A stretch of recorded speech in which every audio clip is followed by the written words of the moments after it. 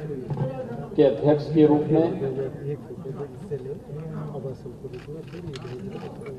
सर्वानुमति से आपके चयन के लिए मैं पूरे सदन की ओर से आपका अभिनंदन करता हूं और आपको बधाई देता हूं।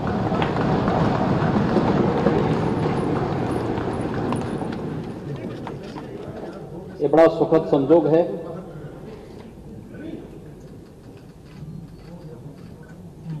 कि आपसे पहले 17 महानुभावों ने इस पद को सुशोभित किया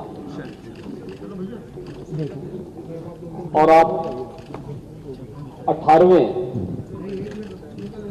अध्यक्ष के रूप में देश के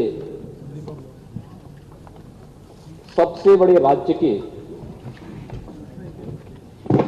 विधानसभा के अध्यक्ष के रूप में आज इस पद पर आसीन हुए हैं।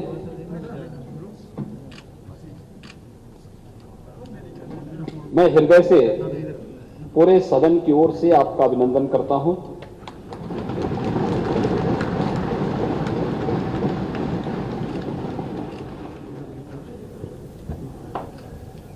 हमारे शास्त्र हमें एक बात के लिए प्रेरणा देते हैं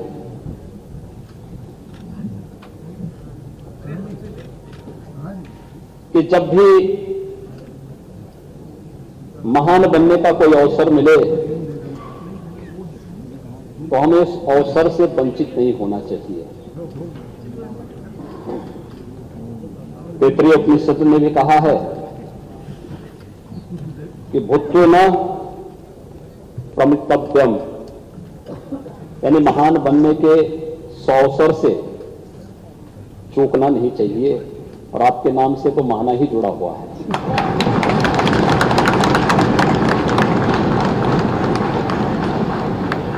स्वाभाविक रूप से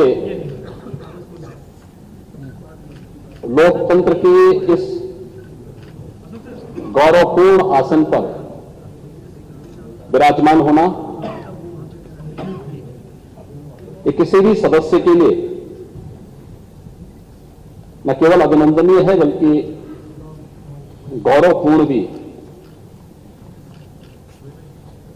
और फिर इस पीठ पर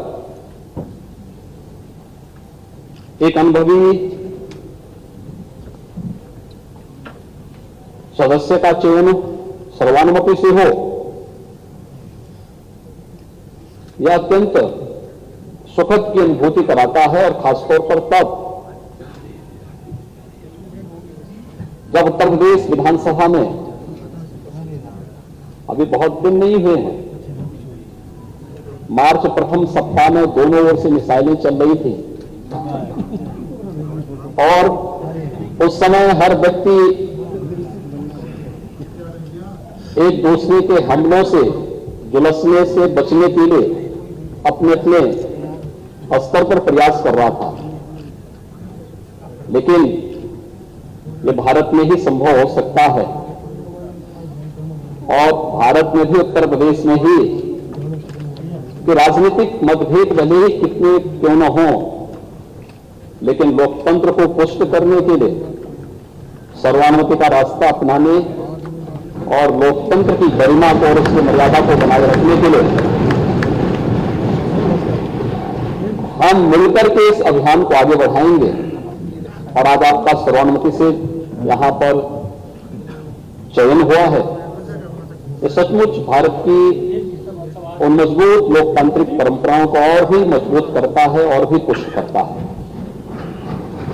मैं इसके लिए सत्ता पक्ष और विपक्ष से जुड़े हुए अपने सभी माननीय जो नेतागण हैं, नेता प्रतिपक्ष और सभी दलों के अपने नेताओं के साथ साथ नवनिर्वाचित सभी माननीय सदस्यों को भी मैं हृदय से उनके चुनाव के लिए और आपके चुनाव के लिए भी मैं उन सबका हृदय से अभिनंदन भी करता हूं और धन्यवाद भी देता हूं।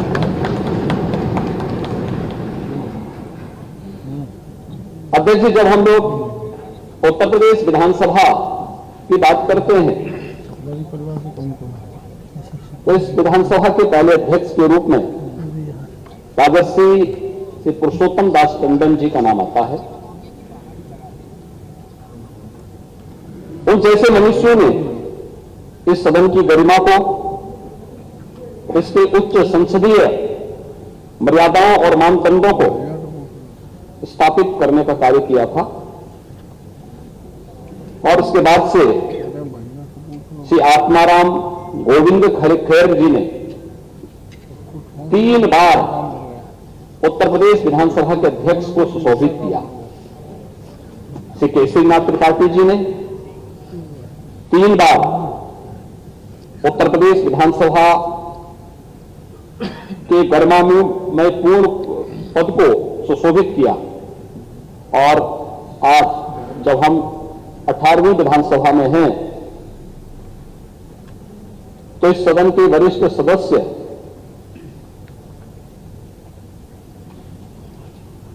श्री माता प्रसाद पांडे जी ने भी 2 बार विधानसभा अध्यक्ष के पद को सुशोभित किया है।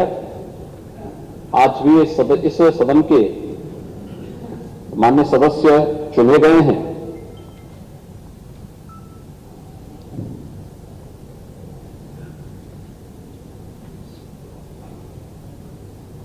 आपका चयन बहुत सारा संदेश दे देता है।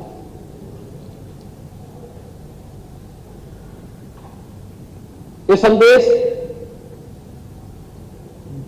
अध्यक्ष पद जैसे गरिमामय पद के लिए तो है ही, हमारी लोकतांत्रिक परंपराओं को पुष्ट और मजबूत करने की दृष्टि से भी महत्वपूर्ण है और उससे भी महत्वपूर्ण कि लोकतंत्र के जो 2 पहिए हैं, एक सत्ता पक्ष है, एक विपक्ष है, दोनों मिलकर के उत्तर प्रदेश की 25 करोड़ जनता के सर्वांगीण विकास के कार्यों को भी एक नई ऊंचाई तक पहुंचा करके नए भारत का नया उत्तर प्रदेश बनाने में अपना योगदान दे सकते हैं। और यह संदेश उत्तर प्रदेश की कोटि-कोटि जनमानस के बीच में एक बहुत सकारात्मक संदेश देता है। हमने अभी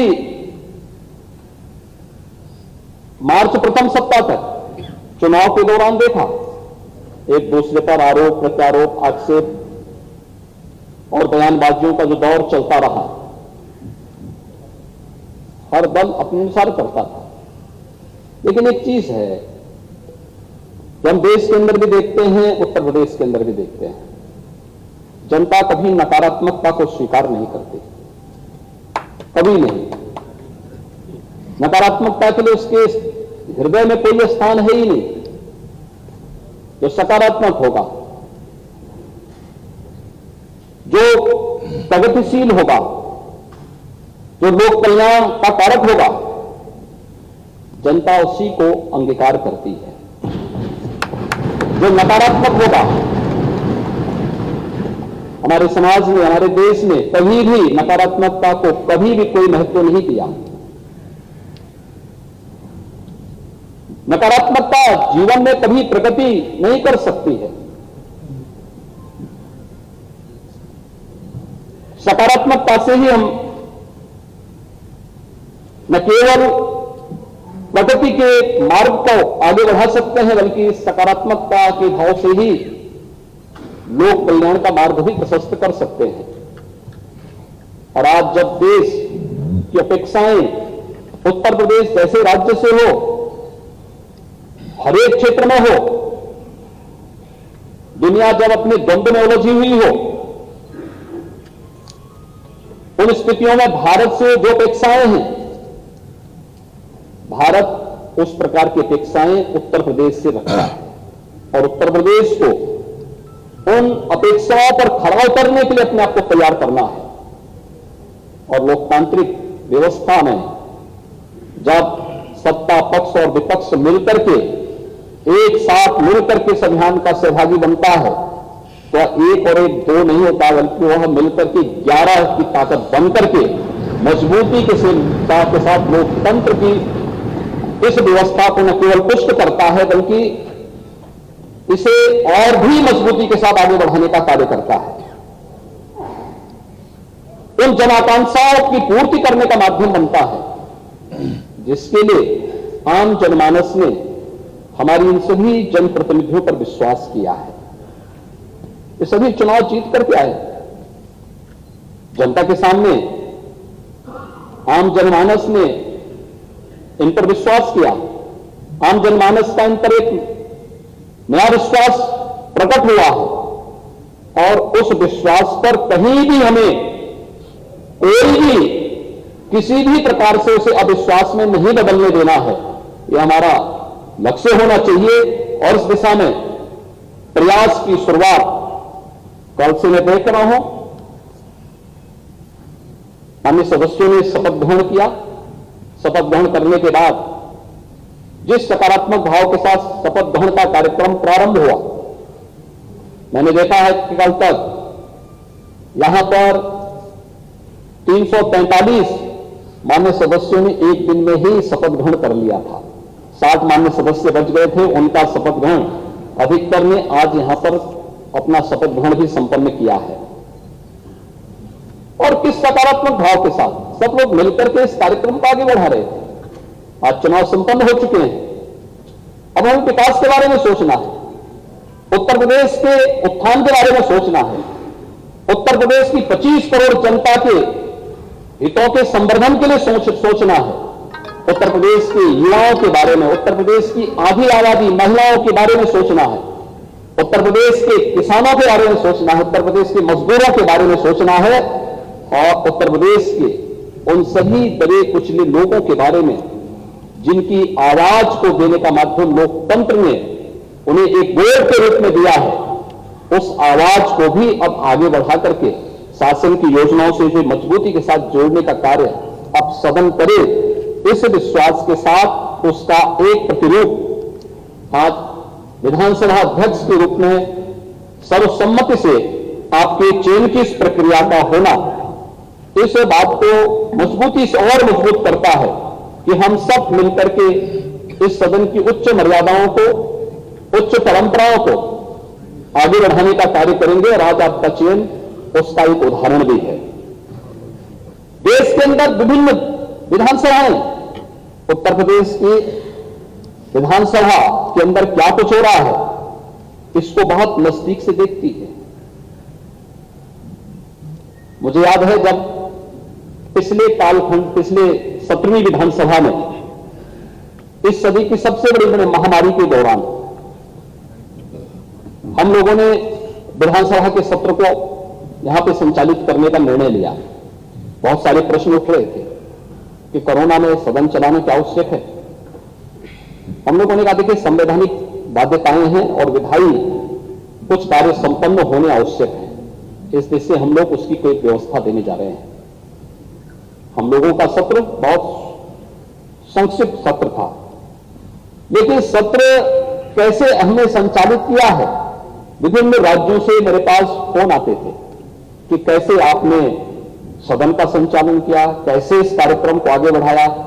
और 17वीं विधानसभा तो इस मामले में बहुत रिच रही है कि उसने बहुत सारे ऐसे कार्य किए जो वास्तव में कार्यकाल 17वीं विधानसभा में सरकार को भी, माननीय सदस्यों को भी 3 वर्ष का ही कार्यकाल का एक अवसर प्राप्त हुआ था। 2 वर्ष कोरोना जैसी महामारी से जूझते हुए व्यतीत हुए, लेकिन उन 3 वर्षों में भी पहली बार सस्टेनेबल डेवलपमेंट गोल्स पर सदन में चर्चा हो सके, लगातार 36 घंटे तक चर्चा चल सके। शिक्षा के क्षेत्र में, स्वास्थ्य के क्षेत्र में, गरीबी उन्मूलन के क्षेत्र में, अन्नदाता किसानों के लिए, पर्यावरण के लिए कैसे हम उस विकास की प्रक्रिया को सतत बढ़ाने के लिए कार्य कर सकेंगे, इस पर चर्चा होती। इस पर इसी सदन में राष्ट्रपिता महात्मा गांधी की 150वीं जन्म जयंती के अवसर पर लगातार 36 घंटे तक हमारे सदन का चलना माननीय सदस्यों के मन में आम जनमानस के प्रति बसी व भावना को प्रदर्शित करने का एक माध्यम बना था। उसने देश के अंदर एक बहुत सकारात्मक संदेश दिया। मेरे पास तमाम संस्थाओं की ओर से इस बारे में संपर्क किया गया, कैसे इस कार्यक्रम को चलाया गया, क्या गोल्स निर्धारित किए हैं, सरकार ने उस गोल्स को अचीव करने के लिए अपने आगे की रोडमैप क्या तैयार किया है। इन सब पर एक सकारात्मक पहल आगे बढ़ी थी। यही सदन था क्या हम लोगों ने 2019 में इसी सदन में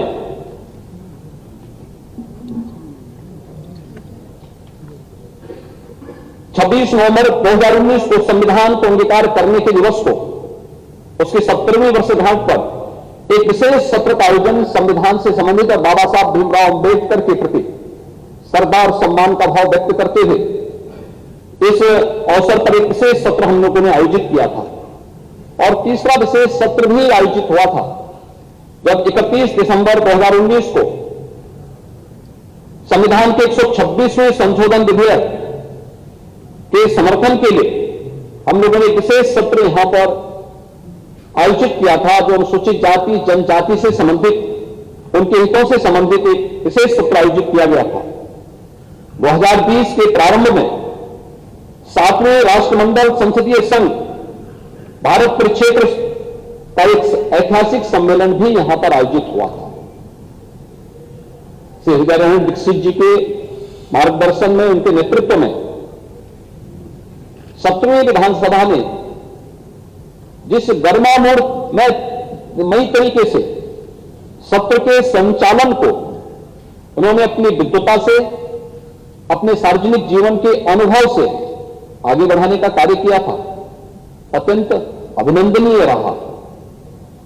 और उत्तर प्रदेश विधानसभा में जिन बातों पर चर्चा होती थी, जिन मुद्दों को यहां पर उठाया जाता था, उसकी गूंज देश के अंदर विभिन्न राज्यों के साथ ही प्रदेश के अंदर भी गांव और गलियों तक भी सुनने को, देखने को हम सबको मिलती थी कि आज उत्तर प्रदेश विधानसभा में जनता से जुड़े हुए इस मुद्दे पर गंभीर चर्चा हुई है। आज उत्तर प्रदेश विधानसभा में इस दिशा में एक नए प्रस्ताव को आगे बढ़ाया है। आज ये अलग अलग मुद्दों पर जनता के बीच में भी ये बातें सुनने को मिलती थी। वह एक बहुत सकारात्मक भाव होता है। मुझे लगता है कि जब जनता अपनी विधायी संस्था को एक विश्वास के रूप में देखती है, तो हम मान करके चलें कि लोकतंत्र के प्रति आम जनमानस के विश्वास को प्रकटीकरण करने का सबसे अच्छा माध्यम होता है। और लोकतंत्र के प्रति आम जनमानस का विश्वास लोकतंत्र को सबसे ज्यादा मजबूती दे सकता है, और उस मजबूती का आधार हमें इस सदन को बनाना ही होगा। इस दृष्टि से आज आपका चयन हुआ है। हम सब जानते हैं आप लगातार 8वीं बार उत्तर प्रदेश विधानसभा के सदस्य चुने गए हैं। आपके पास सार्वजनिक जीवन का एक लंबा अनुभव है। कानपुर जैसे औद्योगिक क्षेत्र में मां गंगा के तट पर बसे हुए इस औद्योगिक नगर में जमीन से जुड़े हुए आम कार्यकर्ता के रूप में कार्य करते हुए, बूथ स्तर के कार्यकर्ता के रूप में, मंडल अध्यक्ष के रूप में कार्यकर्ता के रूप में, शिक्षा और सेवा के क्षेत्र में कार्य करने वाले संगठनों के पदाधिकारी और एक सामान्य कार्यकर्ता के रूप में कार्य करते हुए आपने एक लंबे समय तक जहां उस फील्ड में काम किया, वहीं 8 बार से कानपुर महानगर से विधायक के रूप में आपका चयन आज इस सदन में होता रहा है। आपने विभिन्न सरकारों में भी अलग अलग मंत्री पद का दायित्वों का निर्वहन किया और कुशलतापूर्वक अपने नेतृत्व क्षमता का, अपनी प्रशासनिक क्षमता का, अपनी आम जनमानस के प्रति अपनी संवेदनाओं को प्रदर्शित भी किया है। वह आपके द्वारा लिए गए निर्णयों के आधार पर, आपके द्वारा किए गए कार्यों के माध्यम से बार बार एक सदस्य का एक क्षेत्र से चुना जाना, यह और वह भी तब जब दुर्भाग्य से जातिवाद की, उस राजनीति की उस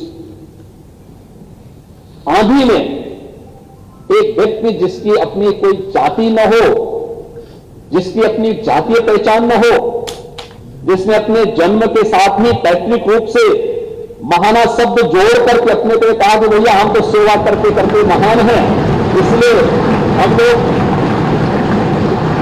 केवल राष्ट्रवाद, सुशासन, विकास और गरीब कल्याण के इस अभियान के साथ जोड़ करके अपने इस कार्यक्रम को आगे बढ़ाएंगे और लगातार जनता का एक विश्वास अर्जित करना। एक चुनाव हो सकता है, 2 चुनाव हो सकते हैं, तीसरा भी चल सकता है, लेकिन बार बार चुना जाना, अच्छे वोटों से चुना जाना, हर बार मत का प्रतिशत बढ़ जाना एक बहुत सकारात्मक संदेश है। और पिछली सरकार में मुझे उस सरकार को भी नेतृत्व देने का सौभाग्य प्राप्त हुआ था। उस सरकार में औद्योगिक विकास मंत्री के रूप में जो कार्य किया, उत्तर प्रदेश के इतिहास में पहली बार उत्तर प्रदेश के अंदर 3,60,000 करोड़ रुपए से अधिक की निवेश के प्रस्ताव और जमीनी शासन पर उतारने का कार्य करना था। लाखों नौजवानों को नौकरी और रोजगार के साथ जोड़ने, उनके जीवन को उज्जवल भविष्य की ओर अग्रसर करने में जो योगदान दिया गया, कानपुर के विकास के साथ साथ उत्तर प्रदेश के समग्र विकास के लिए जो सकारात्मक भूमिका आपकी थी, डिफेंस कॉरिडोर, 2 कॉरिडोर आदरणीय प्रधानमंत्री जी की मंशा के अनुरूप उत्तर प्रदेश के अंदर स्थापित हो और इसके लिए 6 नोड पर कार्य तेजी से हो। उत्तर प्रदेश के अंदर एक्सप्रेस वे का एक संजाल बिछे और उत्तर प्रदेश अपने इंफ्रास्ट्रक्चर के लिए देश के अंदर एक नई पहचान के साथ उभरे।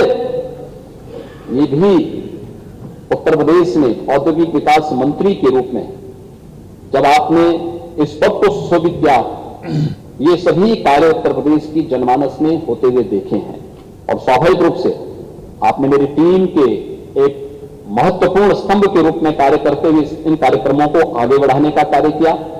आज आप उत्तर प्रदेश विधानसभा के अध्यक्ष के रूप में आपका यहां पर सर्वसम्मति से चयन हुआ है।